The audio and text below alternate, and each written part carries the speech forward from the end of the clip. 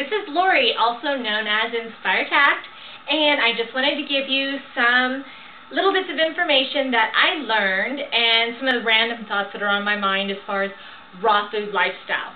First of all, is I just learned that on 2020 ABC they had this thing about healthy eating disorders, and I know it sounds weird. The correct word, if I can look at it, it's like orthorexia, I believe is what it was. And it was one of these guys that are talking about raw foods and all this stuff. And totally, apparently it was distorted on 2020 and made it really whacked out. So he was pretty disappointed.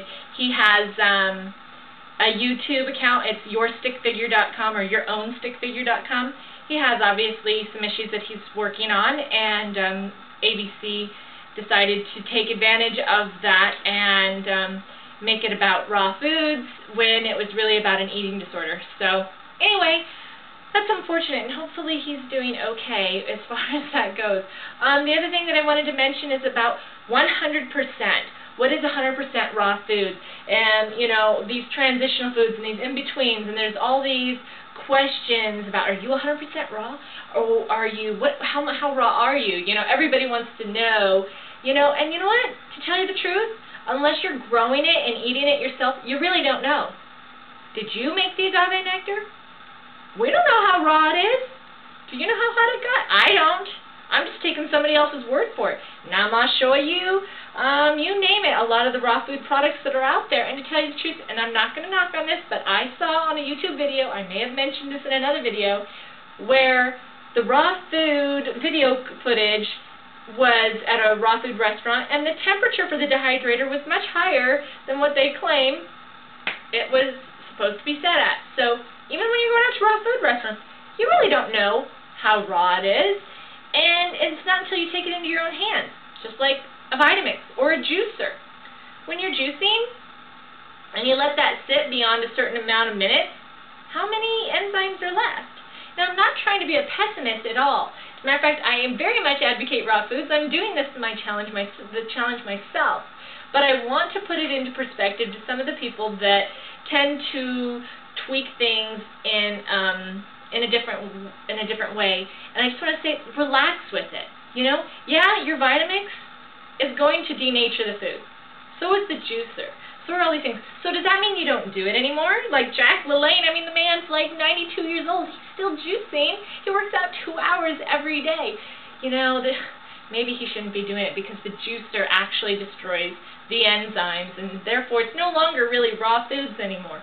Or the fiber's removed, and so it goes into the bloodstream faster, and it's probably not as healthy. You know, there's all these things. I'm not saying passing judgment on one way or the other, but these are things that are out there where people are trying to find technicalities to lose the whole essence of what raw foods is.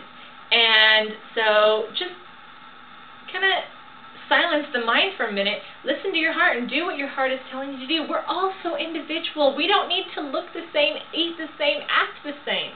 You know, it is all in our differences and where we can kind of celebrate and unite. You know, it's the uniqueness within us. It's our own individual spark.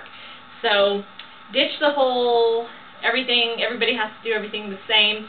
And is it 100% raw? Don't know. Don't know, don't care really. As long as you're making it in the right direction. I'm not going to say I don't care, because actually I do. I want to know what's going on with my food, but in the same sense, I'm not going to beat myself up and say, I only ate 98.6% raw today, and yesterday because I put this ingredient in, it was really only that the vanilla extract, the cocoa powder, the cacao nibs. We have no clue in the process, just like irradiation.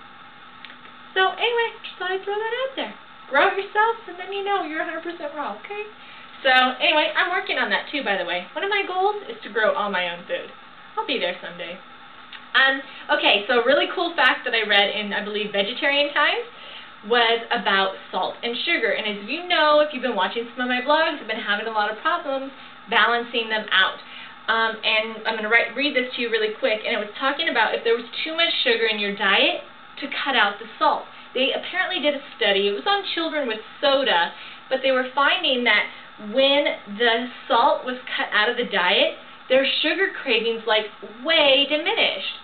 That's kind of interesting. I mean, it's worth a shot to check out and see what happens, you know. I don't know from personal experience, but that's a study that they did.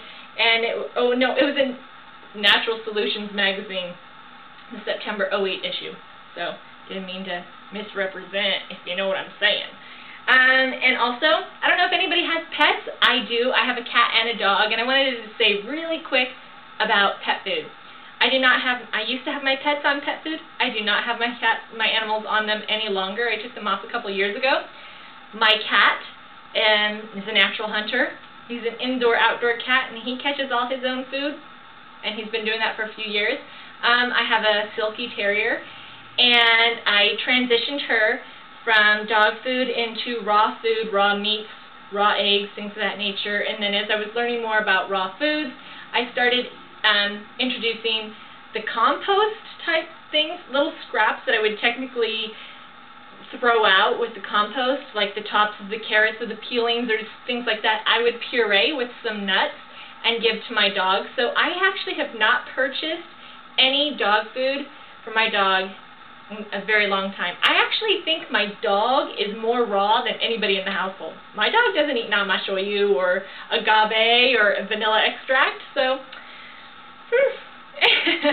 anyways, it's a really good dog too. I didn't know that dogs didn't need meat for the longest time. Cats evidently do. They like go blind if they don't have meat, but dogs actually do not need meat. And I thought that was really weird because canines.